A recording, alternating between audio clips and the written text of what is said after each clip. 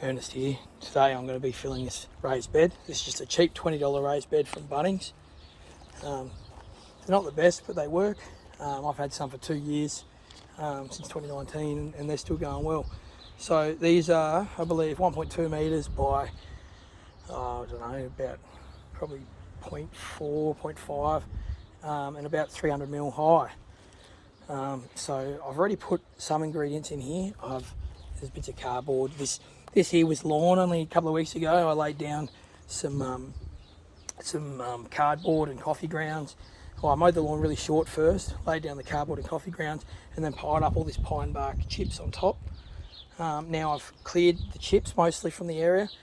Doesn't matter, they still have some in there, that's still handy. And I've sort of sliced through the cardboard.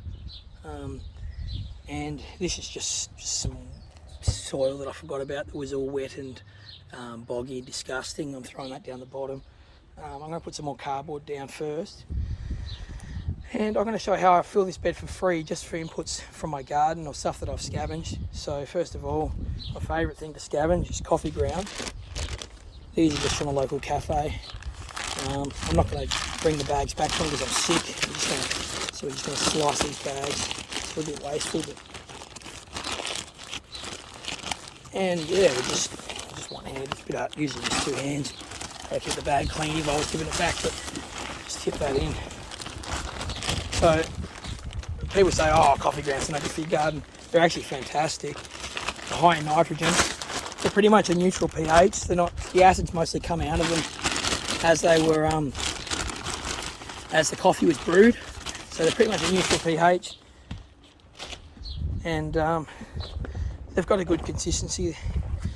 They will go mouldy pretty quickly, but in this system, treat them as a nitrogen. So this is pretty much a no-dig. The good thing about raised garden beds, they're pretty much like a no-dig system. So you're making a garden bed without digging, without tilling the soil, protecting the soil life that's underneath, what little there is at this point of the garden. I'm right up the western side of my food forest. It is a mess right now, so I won't turn the camera up, but I'll walk through it later. So I'm pretty much expanding my food forest, or my test forest, which I call Proof of Walled. It's been a lot of fun making this garden, and it's fed me and helped me get healthy. But I'm not done yet. I need a garden where the sun is, so this is the sunniest spot in my backyard. Now, I've also got from the same cafe, get these awesome coffee chaff, and they're extremely light. I think I had, there was another ingredient that's light, but this is extremely light. You know, you can mix it in with you can see some of it actually is overshooting the raised bed. Don't breathe it in. Anything small and dusty, don't breathe it in. Better to wear a mask or just have it somewhat wet to start with, or have it real low to the ground. So probably a bit silly for me to do that, but oh well. And that would just mix in with the coffee grounds.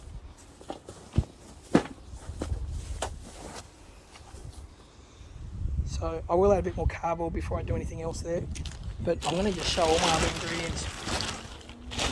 So this one here, this is from a rabbit run. This is all lucerne hay that they didn't want to eat. So they've pissed on it. It's full of urine. It's got bits of bacteria and some of that manure and stuff soaked into it, but that's a carbon ingredient.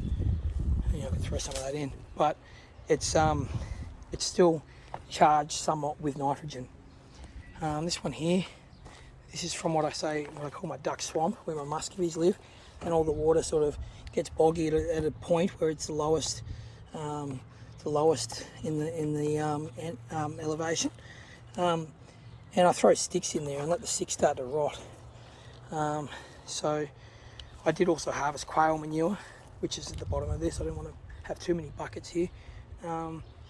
So this is going to be a high nitrogen source, but also there's also some fungal activity. Already started with the decomposition of these. Sometimes you can just snap them with your hand. They're not quite, these ones aren't quite old enough, but there's still some fungal activity going on here, which I want. So I love to have sticks and stuff at the bottom of these raised beds. A lot of people spend all this money filling their raised beds, but you can do the bottom half or 2/3 you can do really cheap or free. Sticks, very, very good at filling it up. Yes, they will impede the roots, but if they're not too big and there's not too many of them, and you're growing annuals especially, it won't matter, and they'll break down into a nice fungal ingredient. Now this one here, this is unfinished compost, and you can see it's mostly coffee grounds. I didn't sieve it, I just took out bits of compost. There's a bit of cardboard there. You can see lots of these compost worms, and most of them will be hiding from the sun. But they live in my compost, they love it. So that's unfinished. Again, we're not growing directly in it. It's gonna finish. It's gonna allow these new ingredients to compost because it's still got all this life in it.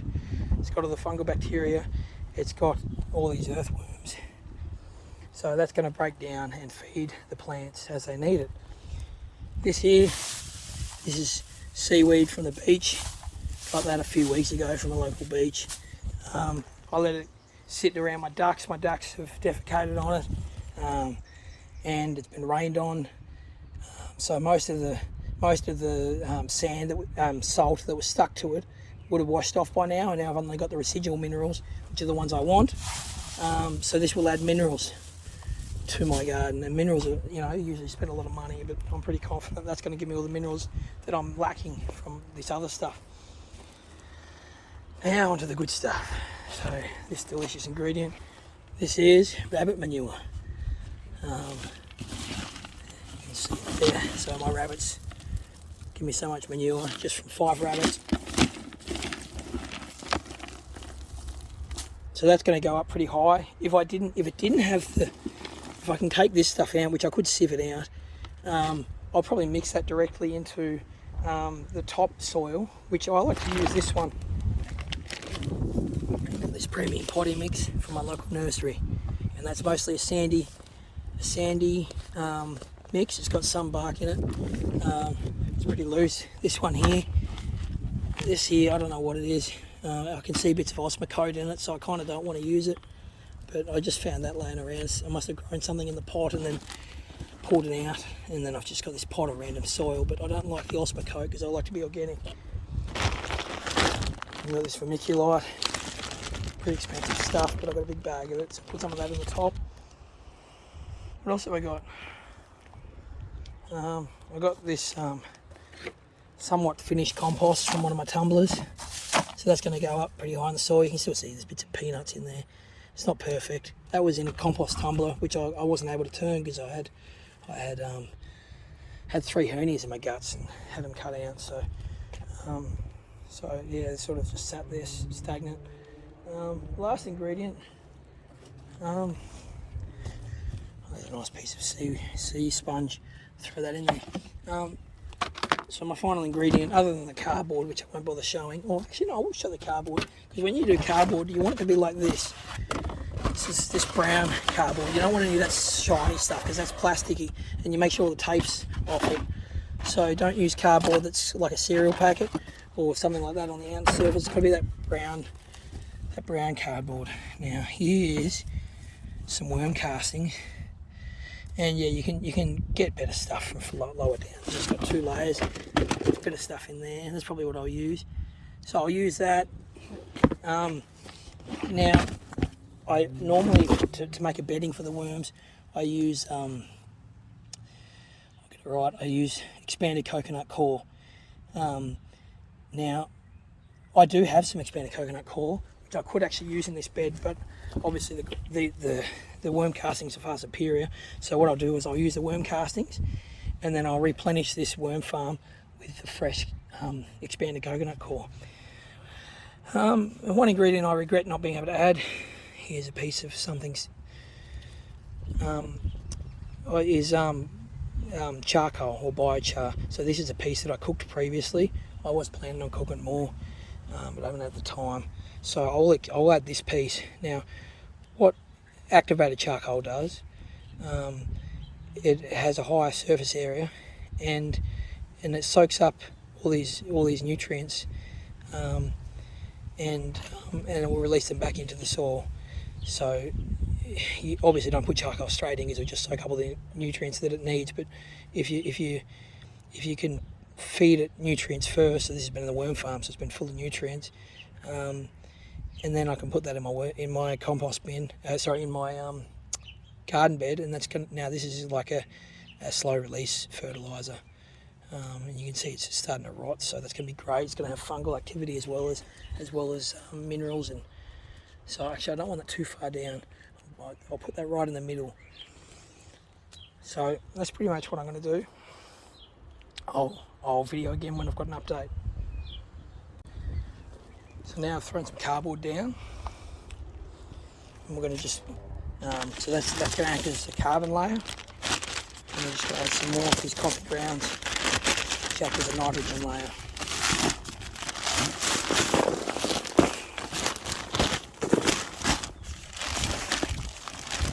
It's a lot easier when you've got two hands. I should get some sort of tripod.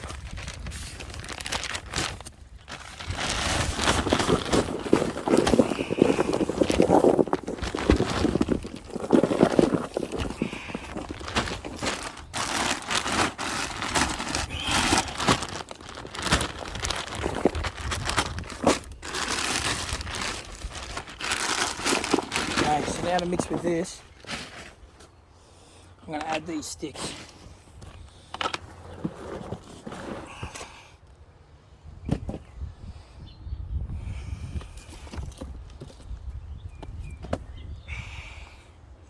Thing is, it's not a very deep bed. A lot of roots will touch these sticks, but they should be small enough they can go around them if they need to.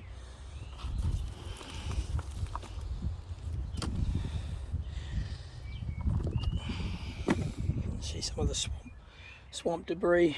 It's a bit gross.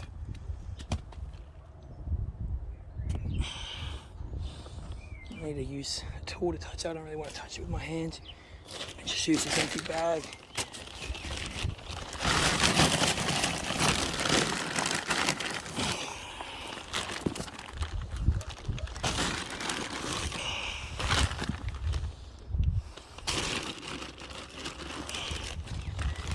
Just let the decomposition of those continue. Now on top of that, let's add some more of this. So this is a high carbon ingredient. Rabbit hay is lucerne hay. So that's lucerne is actually it's alfalfa. It's a type of legume, so it's similar to beans. So beans are typically nitrogen fixation plants. These are full of nitrogen, but they're also a high carbon source, being a dry brown ingredient. But yeah, the rabbits have urinated on this. You can see one of those sticks just cracked under my feet, so they're partially rotted already. Not as much as I'd like, but enough that it's not like I'm putting fresh sticks in here, which they might draw too much from the soil. On top of that, probably will go one more bag of, oh no, I've got to save the other bags of coffee grounds. We're going to go unfinished compost on top of this. So I'll give that a go. Now I need 2 hands for this, so I'm going to turn the camera off and then I'll start filming in a moment. But that's where I'm up to. So I've piled up all this unfinished compost. It's mostly only just very slightly decomposed coffee grounds. You can see that they haven't gone very mouldy at all. There's maybe a little bit there. But there's a lot of activity in them, heaps of worms, and I just sort of kick it around and just walk it in, get rid of any lumpy bits with my feet. It's good to have some old boots that you can just sort of do this in. My sister got me these boots, very kind of her. The other ones had a hole in them. Yeah, so I just let it all sort of mix in, and that will continue to decompose. It will be a little bit warm, but I think hopefully it shouldn't suffer the plant roots, especially if I had enough carbon. So on top of this, we're going to add a little bit more of this rabbit hay, but I don't think I'm going to go any more of unfinished stuff. I want to use better stuff going forward. So I'm going to add a bit more of the hay, walk that on, or I'll do it now because that's pretty light. So I'll just some more of that. And I'll just kick that around as well. So that will hopefully stop it from getting too hot.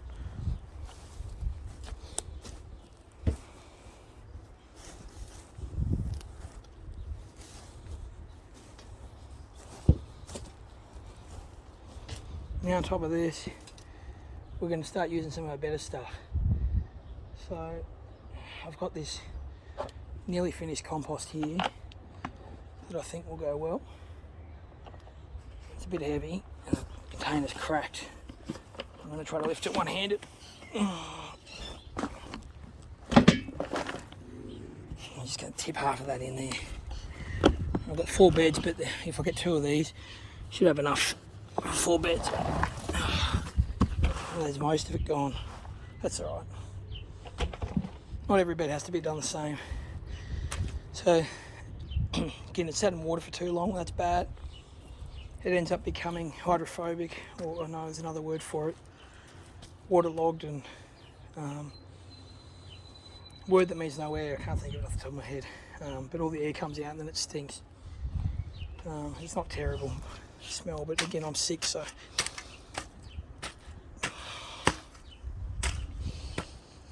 better to use my fork. You see, I've got more of these beds ready to put together. I'll do them a lot quicker because I won't be trying to film it.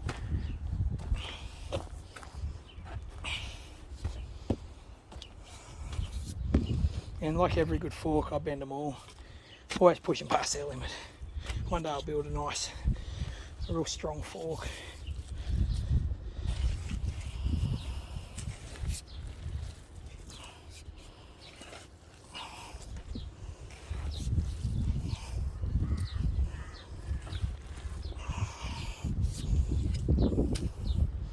Probably need to layer that properly. This is not the best compost. I've made much better compost. I probably should go get some proper compost from my tumbler. This one here come from the maize twin rotating tumbler. They're usually about $300.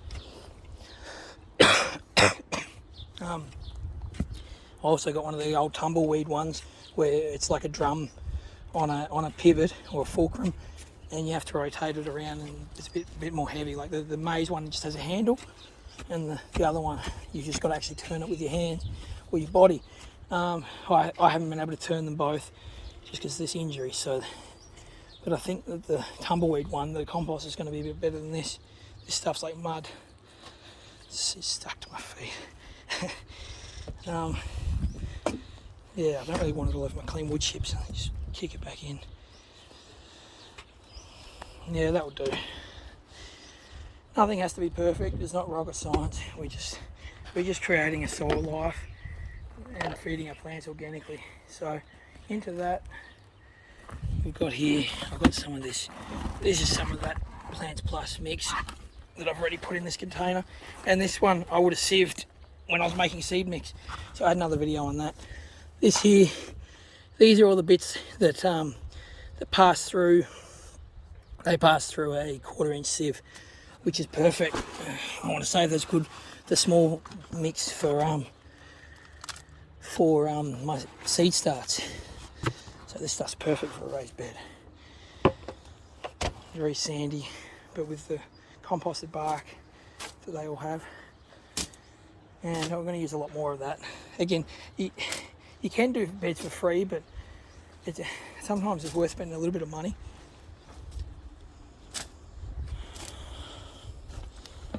So just a bit of that there. That will mix with the compost. It's probably not the ideal place to put it, but now let's give it some minerals. So I'll get some of this. So this is our seaweed. Seaweed's full of minerals. If you think of minerals coming from rocks, and then all the trees mining minerals from rocks, all the rivers washing rocks, like eroding rocks and washing it out to sea, everything that grows getting thrown out or a bit gross, but people consume things. They consume the minerals and then they come out of their bodies and through the sewage and back out to sea.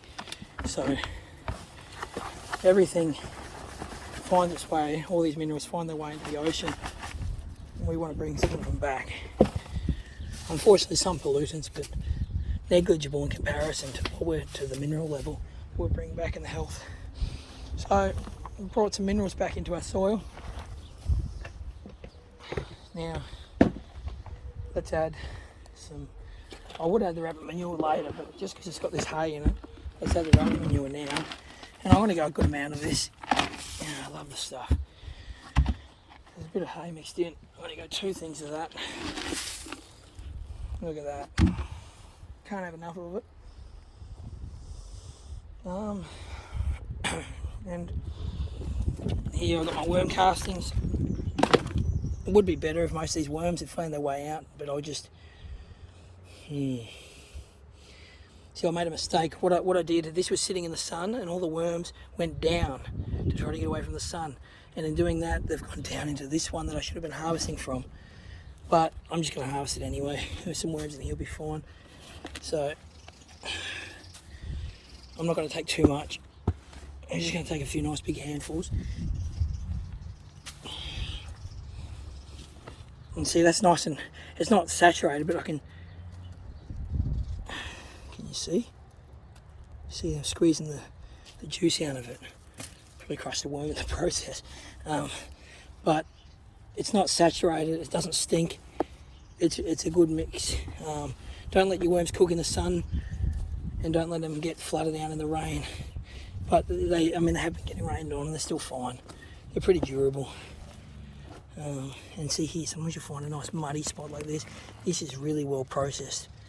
This is really top-notch worm castings. I'm going to throw them in last. I'll mix them with my actual mix. But these are the ones that are... See, that was under this cloth. That's where the worms are putting their final stash of the gold. So that is a bit gross in my hands, but oh well, it doesn't worry me. Just if you're watching and you find it gross, then just look away. But this feels a lot more like the coconut coir, but it's gone dark. It's absorbed some of the worm nutrients. Cool. So now I'm just topping this guy up. I don't think there's anything else to add. So we're going to add. I'll mix this up, and then we're going to add the top soil. You can see it's about half full, 2/3 full.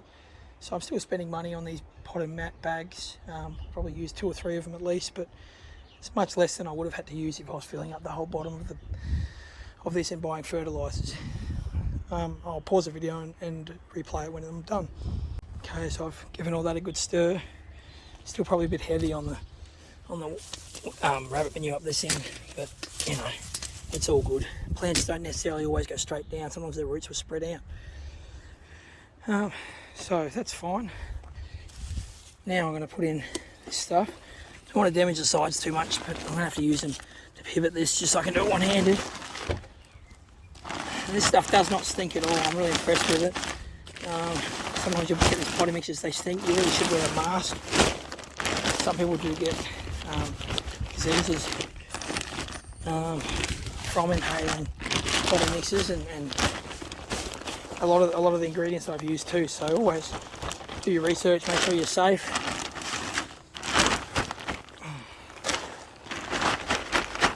So that's one bag. I still need a few of them. So a lot of people might spend like, even in a $20 bed, you spend like $200 just filling it. So I'm still going to spend, I don't know, that bag was 3 for $25, so I'll use at least 3 of them. So I'm probably going to spend $30 to $40 filling this, at least. When you add up the cost of some of these things, everything I used prior was free. But when I add vermiculite as well, and I do have a bag of actual compost, which I'm pondering whether to use. Obviously the worm castings, they cost money to get the raw bedding. So there's little costs there that you got to factor in, like cost of coconut core is pretty cheap, but it adds up. But the cost, if I bought worm castings, it would cost me way more. So better to make them. Cost just to buy worms is expensive, but once you've got them and you've established a colony, they just keep expanding. You can put them in other places. I'm going to pause the video just so I can use 2 hands, and I'll put a final update. So off camera, I added 3 bags of Plants Plus potting mix, sandy one that I always rave about. Now, I don't know if I'm going to regret this or not, but I did add 1 bag of Sea Green's organic compost. Now, I used this before and had really good results. I rang them up, they told me they don't use biosolids. I'm going to trust them, but I'm always hesitant. I'm big on organic gardening. I don't see biosolids as organic gardening. The other company that does compost pretty much is rubbish, and it's full of biosolids, and yeah, people's rubbish. So I'm going to take these guys' word for it. Say, well, I'm going to take a risk. So I'm going to be putting some sun-loving plants in this spot. So I'm thinking tomatoes and I've got a few things. We'll see how we go. I have got some okra, or okra, how do you pronounce it? I had started some, but they died. But I might start some more. It's not too late. Now I will mulch this as well. Now it would be better to just plant straight into it than mulch, but I'll just put a bit of mulch on it now, just because it's nice and moist. I haven't watered it. So we're just going to use the same stuff. We'll just sprinkle a bit on as mulch. So I probably will be putting transplants into this rather than sowing direct, just because we're already into the growing season now. I'm fairly confident that frosts to come aren't going to be too bad, especially in my garden. I'm right on the coast. Be different if you live inland, and if you don't have a good microclimate, whereas I have a pretty good microclimate here too, just with all the bio-intensive gardening that I've got going on. So it's just a bit of that as a mulch. You